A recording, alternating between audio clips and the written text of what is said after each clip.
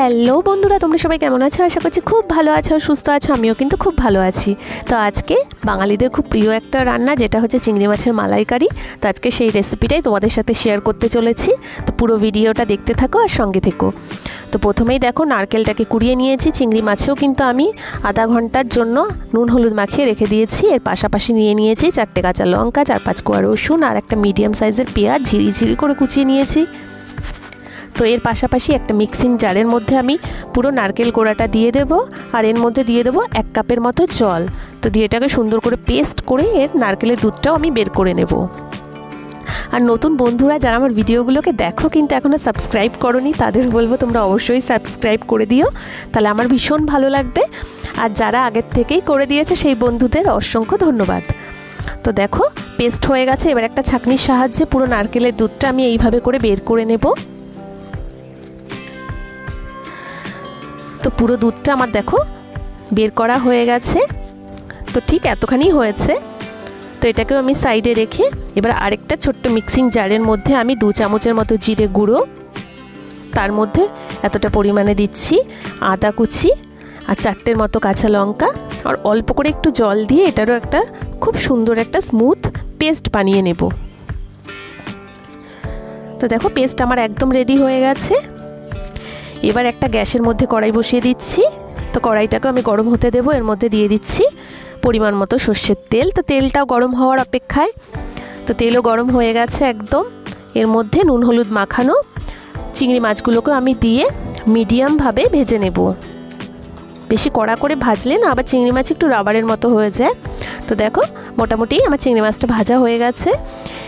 এবার এটাকে একটা পাত্রের মধ্যে আমি নামিয়ে নেব। তো দেখো চিংড়ি মাছটা পুরো ভাজা হয়ে গেছে। ঠিক এইভাবেই ভাজতে হবে। তো আবার কড়াইতে দিচ্ছি পরিমাণ মতো সর্ষের তেল। তো তেলটাও গরম হয়ে গেছে। ফোড়নে দিচ্ছি গোটা জিরে 1/2 চামচের মতো, আর দিচ্ছি 2 তেজপাতা। তো দিয়ে পেঁয়াজ কুচিটাও আমি দিয়ে দিচ্ছি। তো এটাকেও সুন্দর করে একটু ভেজে নেব। তো ভাজা হয়ে গেছে। এর মধ্যে এখন 4-5 কোয়া রসুন যে আমি থেতো করে রেখেছি সেটাকেও আমি এর মধ্যে দিয়ে দেব। তো এটাও একটু ভাজা হয়ে গেলে এর মধ্যে দিয়ে দিচ্ছি তোমার জিরের যে পেস্ট করে রেখেছিলাম সেটা। এর মধ্যে আর অল্প করে একটু দিয়ে দেবো জল।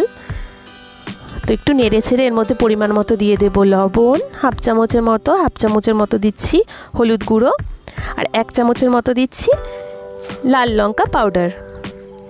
তো কালারটা একটু লাল হলে দেখতে কিন্তু খুব ভালো লাগে। তো দেখো মশলাটা আমি এবার কষতে দেব।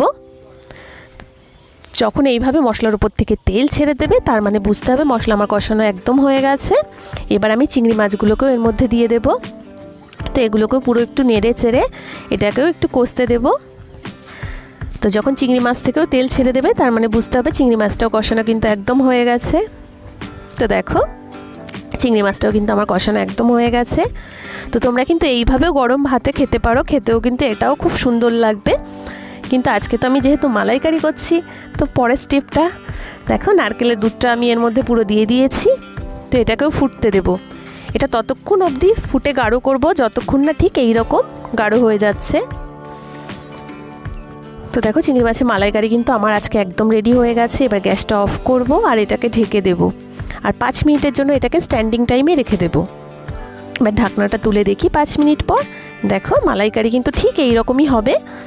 মাখা মাখা যখন হবে তখনই কিন্তু খেতে এটা বেশি ভালো হয়।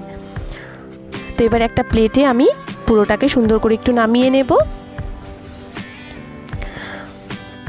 তো দেখো পুরোটা আমার নামানো হয়ে গেছে। এবার অল্প করে একটু নারকেল কোড়া দিয়ে আমি ওপর থেকে একটু গার্নিশ করে দিচ্ছি।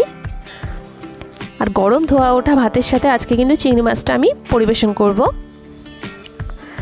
দেখো দেখেই কিন্তু জিভে জল চলে আসছে, তাই না? তো এবার একটু টেস্ট করে তোমাদের বলি কেমন হয়েছে। তো দেখতে ভালো হলে খেতেও কিন্তু সবসময় ভালোই হয়। তো আজকেও খেতে কিন্তু দুর্দান্ত হয়েছে। তো তোমরা অবশ্যই দেরি না করে খুব তাড়াতাড়ি তোমরাও বানিয়ে খেয়ে দেখো, আর আমাকে অবশ্যই কমেন্ট করে জানিও তোমাদের কেমন লেগেছে আমার রেসিপিটা। তো নতুন ভিডিওর সাথে দেখা হচ্ছে। এখনের জন্য টাটা।